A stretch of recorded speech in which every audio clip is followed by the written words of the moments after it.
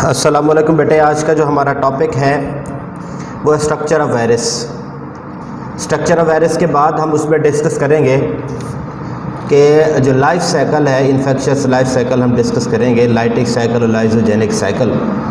तो साइकिल में देखेंगे कि वायरस किस तरह मल्टीप्लाई होती हैं, वो किस तरह होस्ट के अंदर एंट्री लेती हैं और फिर अंदर रेप्लिकेट किस तरह होती हैं। बेटे जो एक कंप्लीट मैच्योर और इन्फेक्शियस वायरस होती है उसको हम कहते हैं वायरॉन, उसको वेरियान कहते हैं हम, जो कि मुकम्मल तौर पर the complete mature and infectious virus is known as virion. अब ये जो है वेरियान, ये दो चीज़ों से बना होता है। इसके जो मुख्तलिफ पार्ट्स हैं, डिफरेंट पार्ट्स हैं। पहला बेटे इसके अंदर होता है सेंट्रल कोर।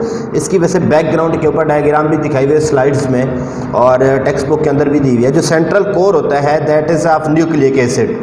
अब न्यूक्लिक एसिड में भी डीएनए भी होता है या आरएनए भी हो सकता है। This nucleic acid is also called as genome. जो वायरस के अंदर जो न्यूक्लिक एसिड होता है उसको हम जीनोम कहते हैं। अब जो वेरान या कंप्लीट मैच्योर वायरस जो होती है बेटे, उसके जो बॉडी का एक पार्ट होता है उसको हम कहते हैं सेंट्रल कोर। सेंट्रल कोर को हम न्यूक्लिक एसिड कहते हैं और न्यूक्लिक एसिड के अंदर डीएनए भी हो सकता है और आरएनए भी हो सकता है। इस पूरे न्यूक्लिक एसिड को इन केस ऑफ वायरस हम जीनोम कहते हैं। उसके बाद जो पार्ट होता है बेटे वो होता है कैप्सिड का। The capsid form a protein coat and around the nuclei. जो न्यूक्लिक एसिड है उसके इर्द गिर्द एक प्रोटीन की कवरिंग या कोटिंग होती है जिसको हम कैप्सिड कहते हैं। So virus is also called as nucleocapsid. क्योंकि न्यूक्लिक एसिड के इर्द गिर्द प्रोटीन का एक कोट है तो हम इसलिए इसको कहते हैं nucleocapsid. The capsid gives a definite shape to the variant. जो तो कंप्लीट या मैच्योर वायरस होती है, ये जो कैप्सिड है उसको एक शेप प्रोवाइड करता है। Capsid is made up of protein subunit that is called as capsomers. अब जो प्रोटीन के सब यूनिट्स होते हैं कैप्सिड के अंदर बेटे, हम उसको कहते हैं capsomeres. Each virus has a characteristics number of capsomeres. अपने खसूसियत के लिहाज से उनके पास जो नंबर ऑफ कैप्सोमर्स होते हैं, मिसाल के तौर पर जो हर्पीज़ वायरस है जो कि चिकन पॉक्स कॉज करती है, उसके अंदर 162 कैप्सोमर्स होते हैं। इसी तरह बेटे जो अडीनो वायरस है जो कॉमन कोल्ड नज़ला कॉज करती है, उसके अंदर होता है बेटे 252 कैप्सोमर्स। तो हर वायरस के अंदर नंबर ऑफ कैप्सिड जो है वो डिफरेंट होते हैं। उसके बाद है जो इन्वेलप है। Some animal viruses covered by the other membrane. जो कुछ वायरसेस एनिमल्स के अंदर जो होते हैं उनके इर्द गिर्द बेटे कवरिंग होती है या मेम्ब्रेन होती है जिसको हम इन्वेलप कहते हैं। This envelope is derived from the host cell. The non enveloped viruses are known as naked variant. जिनके इर्द गिर्द कोई भी इन्वेलप नहीं होगा तो उसको हम कहते हैं नेकेड वेरिएंट। उसके बाद है shapes of the viruses. Shapes of viruses के अंदर बेटे देखिए डिफरेंट शेप्स हैं उसकी। पॉलीहेड्रन है जिसकी बहुत सी साइड्स होती हैं। हेलिकल या स्पाइरल शेप होती है, स्प्रिंग की नुमा।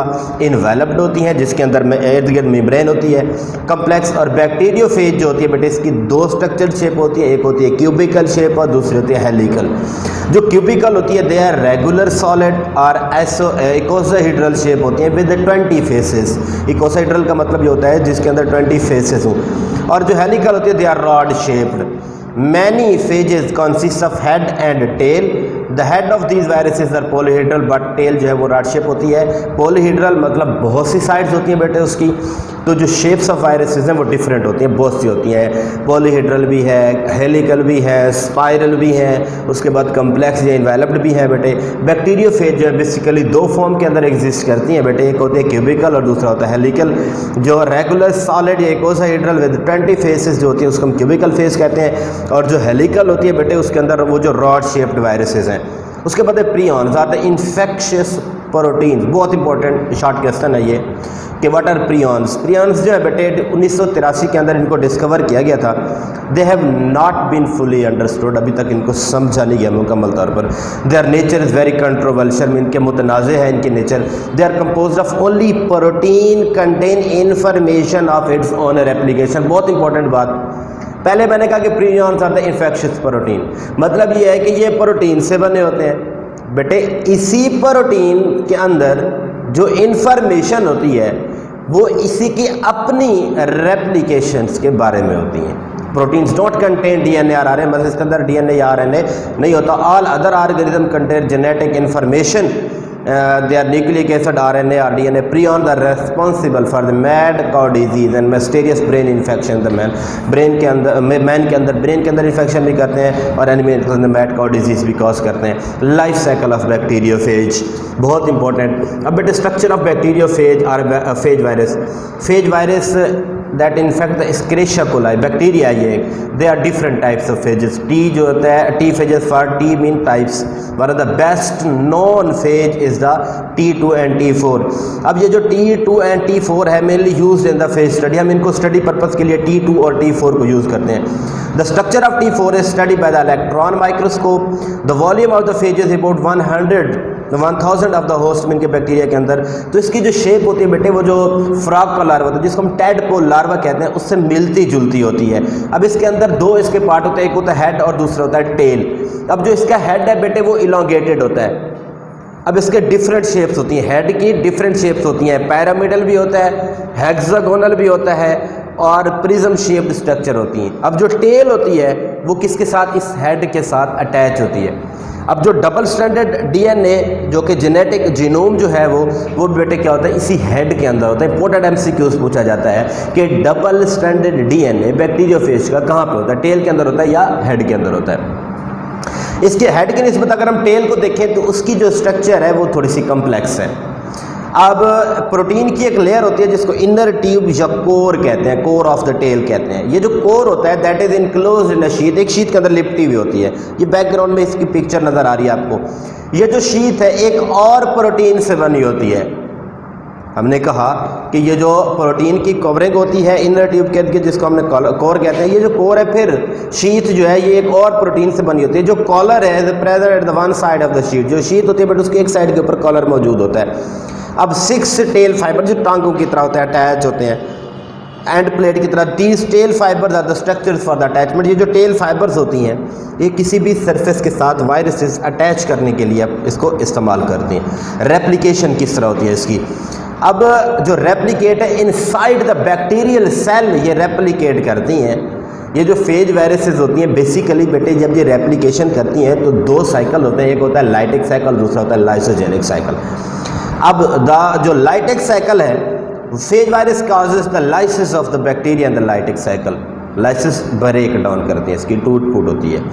सच viruses called lytic are the virulent phage. Lytic cycle की जो स्टेप्स हैं बेटे पहला है अटैचमेंट और द एडजॉर्प्शन। पहले क्या होगा बैक्टीरियोफेज जो है बेटे रिसेप्टर साइट के ऊपर जो बैक्टीरिया की सेल वाल है उसके साथ अटैच होगी। एक वीक किस्म का लिंक बनेगा, weak chemical union take place between the viruses in the receptor site. जो वायरसेस है उसकी जो रिसेप्टर साइट है उसके दरमियान एक लिंक बनेगा, यूनियन बॉन्ड बनेगा।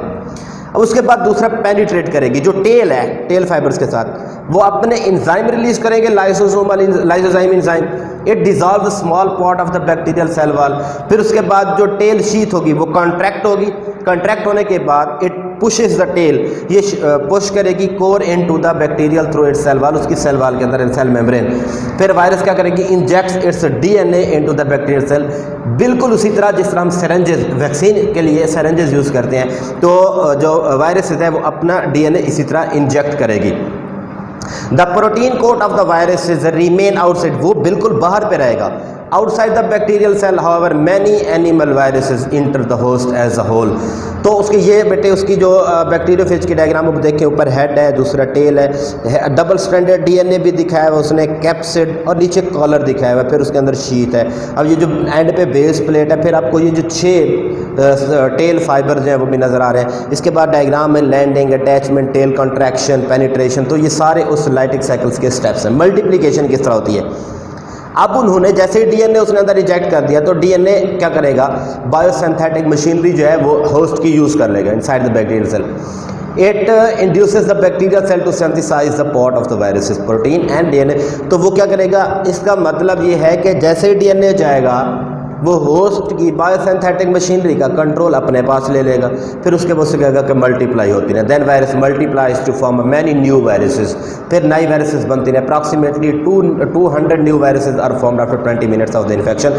25 मिनट के इन्फेक्शन के बाद 200 से ज़्यादा नई वायरसेस बनती हैं। Lyses are release, many viruses are formed in the bacteria, the bacterial cell undergo lysis and burst, फटेंगी। फिर उसके बाद बेटे जो न्यू वायरसेस हैं वो रिलीज़ होंगी। उसके बाद ये जो लाइसोजेनिक साइकिल है इसके ये स्टेप्स आगे लाइफ साइकिल दोनों इकट्ठे दिखाए हुए हैं। इसमें लाइसोजेनिक साइकिल पहले समझ लें, फेज़ जो है does not always destroy the bacteria. जो लाइसोजेनिक फेज़ होती है वो बैक्टीरिया को डिस्ट्रॉय नहीं करती, बट वहाँ पे पीसफुली बैक्टीरिया के अंदर वो मल्टीप्लाई होती रहती है। It does not control the biosynthetic machinery of the host bacteria. The viral DNA incorporated into the bacterial chromosome. जो वायरस का डीएनए होता है वो इनकॉर्पोरेट करते हैं बैक्टीरियल क्रोमोसोम्स के अंदर। The phase in this stage is called prophase. बहुत इंपॉर्टेंट है कि प्रोफेज क्या होती है। This process called lysogeny. The bacteria continue, वो क्या करेंगे इसके अंदर कंटिन्यूसली लाइव होते रहेंगे, अपने आप को रिप्रोड्यूस करते रहेंगे। इसका जो वायरल डीएनए है वो किसका, बैक्टीरियल क्रोमोसोम्स का हिस्सा बन जाएगा। फिर it passes to each daughter cells in all the coming generations. फिर वो अपनी डॉटर सेल जो है वो जो नेक्स्ट कमिंग जनरेशन आ रही है उसके अंदर पास आउट होता रहेगा आगे। Viral sometime viral DNA detach, अलहदा हो जाता है फ्रॉम द बैक्टीरियल क्रोमोसोम। फिर उसके बाद जैसे अलहदा होता है तो दोबारा से लाइटिक साइकिल्स बिगिन होगा। The process in which detachment of the bacterial chromosome and the start of lytic cycle is called as induction process। इस प्रोसेस को हम कहते हैं induction. Lysogenic bacteria are resistant to viral infection from same or the similar phage virus। अब ये जो lysogenic cycle होता है वो रेजिस्टेंट होता है बेटे। उसके बाद phage which causes the lysogeny are called temperate phage और लाइसोजेनिक फेज। तो ये इस साइकिल्स की जो डायग्राम्स है, लाइटिक साइकिल और नीचे लाइसोजेनिक साइकिल दिखाए हुए हैं। ये पहला स्टेप्स आप देख लें, जिस तरह सिंथेसिस हो रही है 1 और 2, एब्जॉर्प्शन एंड एब्जॉर्प्शन हो रही है, किस तरह से मल्टीप्लाई हो रही है, फेज के हेड बन रहे हैं, फिर मैचुरेशन हो रही है, फिर कॉलर शीट और जो बेस प्लेट्स हैं वो बन रही हैं, फिर उनके बाद जो बैक्टीरियल सेल है वो बर्स्ट होता है, उसके बाद बैक्टीरियोफेज वो रिलीज़ हो रही है। फिर आप नीचे देखेंगे कि लाइसोजेनिक साइकिल उसकी इंडक्शन फेज़ है, बाइनरी फिशन के ज़रिए वो कंप्लीशन हो रही है। तो ये था इसका लाइफ साइकिल जिसकी डायग्राम एंड पे दी हुई है। ये था बेटे हमारा आज का टॉपिक। नेक्स्ट लेक्चर तक के लिए इजाज़त दीजिए। अल्लाह हाफिज़।